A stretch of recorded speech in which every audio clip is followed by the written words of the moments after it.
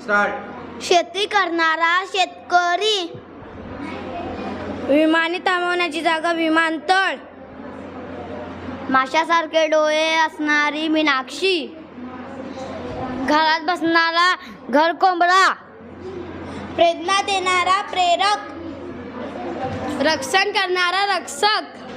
कीर्तन करणारा कीर्तनकार. मासे पकडणारा कोल्ही.